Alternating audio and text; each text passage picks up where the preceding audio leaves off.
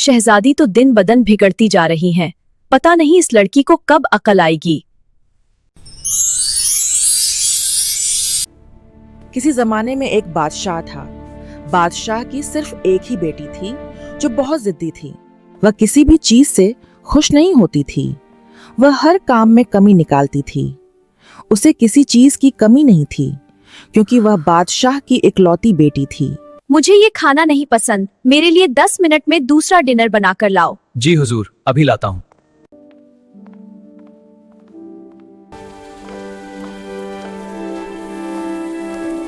एक दिन सुबह वह बाग में टहलने के लिए गई तो उसने फूलों की पत्तियों पर ओस की बूंदें चमकती हुई देखीं।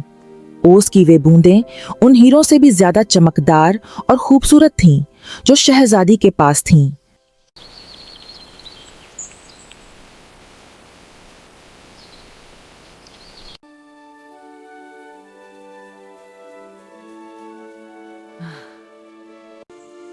अगर इस शबनम के कुतरों से ताज बनाया जाए तो वो कितना खूबसूरत ताज होगा।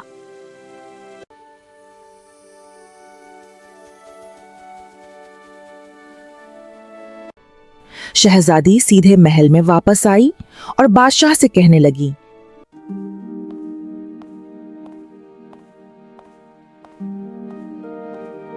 बाबा, मेरे लिए शबनम का ताज बनवा दीजिए। मेरी प्यारी बेटी, शबनम से ताज नहीं बन सकता। जब तक मुझे वो ताज नहीं मिलेगा मैं ना कुछ खाऊंगी और ना ही कुछ पीऊंगी।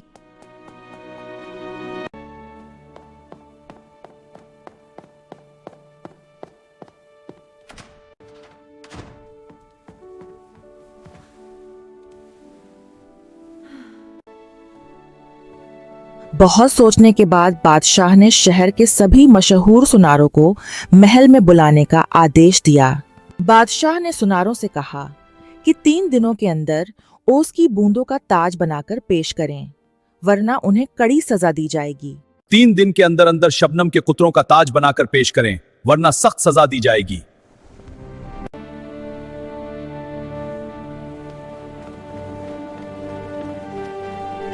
बेचारे सुनार हैरान और परेशान थे कि आखिर ओस का ताज कैसे बनाया जाए।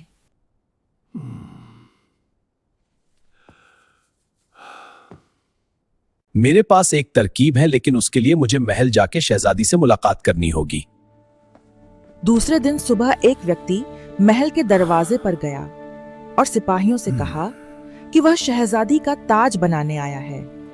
सिपाही उसे शहजादी के पास ले गए। मैं शहजादी का ताज बनाने के लिए आया हूँ। ठीक है, मेरे साथ आओ, मैं तुम्हें शहजादी के पास लिए जाता हूँ।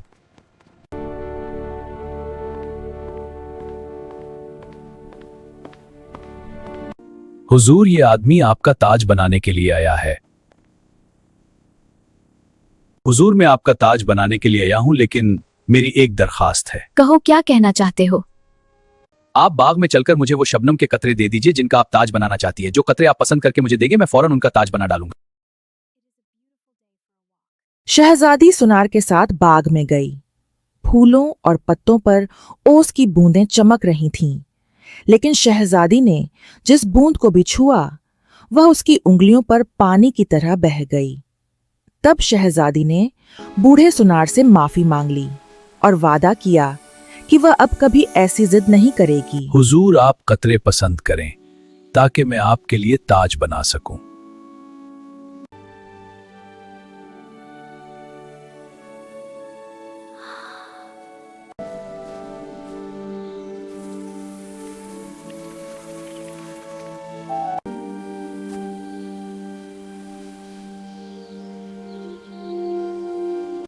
मुझे माफ कर दीजिए।